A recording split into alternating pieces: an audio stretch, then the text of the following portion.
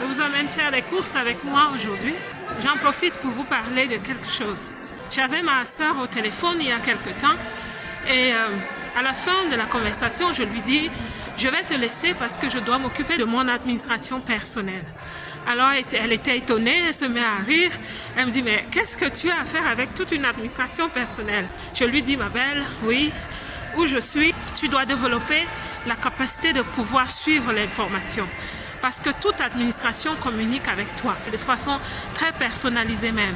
Et quand ils communiquent avec toi, c'est pour t'informer de certaines choses, pour te mettre au courant des changements, des modifications.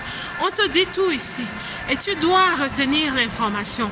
Alors tu vas avoir des petits dossiers où tu ranges les informations par fournisseur par exemple, ou alors toute personne qui apporte des services et qui t'envoie des informations et même et surtout le gouvernement.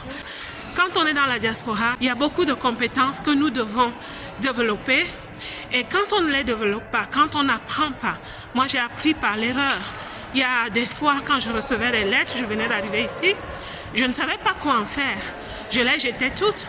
Et puis un jour, quand on me rappelait, quelque chose va être fait dans le quartier et tu ne peux pas passer, la voiture ne peut pas entrer. J'étais un peu étonnée et on me disait non, on a envoyé une lettre tel ou tel jour. Et je voulais justement parler de ça. Dans la diaspora, certaines personnes pensent qu'on est maltraité. Et ces personnes développent ce qu'on appelle le syndrome de la rejetée. Le syndrome de la rejetée fait que les personnes pensent qu'elles sont rejetées. Elles sont rejetées de tout le monde.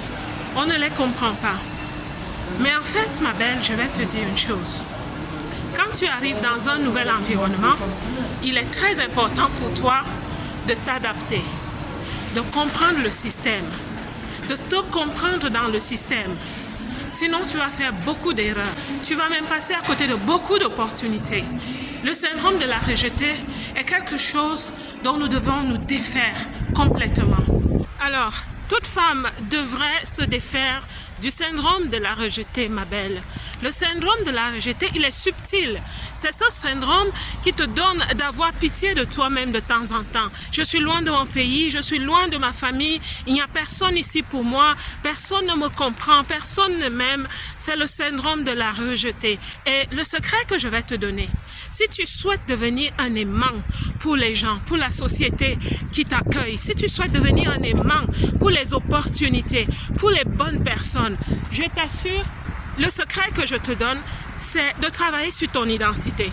Parce que c'est ton identité qui est ta matière première. C'est ton identité qui est ta matière rudimentaire. Tant que tu n'as pas travaillé sur ton identité, cela va être très difficile pour les gens de te reconnaître. Tu peux être un diamant, mais un diamant qui n'a pas travaillé sur lui, il est comme de la boue, il n'est pas propre, il est sale. Et il faut travailler sur le diamant pour qu'il brille. Voici un secret profond que je te donne. Je t'invite de venir à Namur le 28 septembre 2024. Parce que là-bas, je suis invitée à tenir une conférence où je vais parler de l'identité restaurée. Cette conférence a une connotation chrétienne. Ça veut dire que nous allons parler d'une certaine vérité à la base des instructions qui sont sacrées et divines. Comment restaurer ton image profonde, ton image divine, ton image qui est liée à tes bénédictions, à ton appel. Comment restaurer ton image, ma belle? Viens ce jour-là.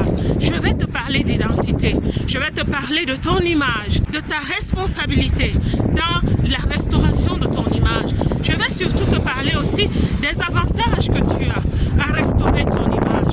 Quand tu partiras de là, ma belle, je t'assure, tu seras cette personne qui attire les bénédictions. Cette personne qu'on reconnaît au milieu de plusieurs. Et la soirée s'achève avec un merveilleux dîner. Donc je vais m'arrêter ici. Je t'encourage à venir. Je t'encourage à nous joindre ce jour-là. Qu'on ne t'en parle pas simplement. Il faut que tu viennes toi-même. Et la soirée s'achève avec un merveilleux dîner. Et après, nous aurons des échanges agapés entre les personnes qui viendront. Ce sera devant un parterre d'entrepreneurs, de pasteurs. Viens le 28 septembre et tu seras servi. Merci de m'avoir accompagné à mes courses. Que Dieu te bénisse. Quant à moi, je vous aime.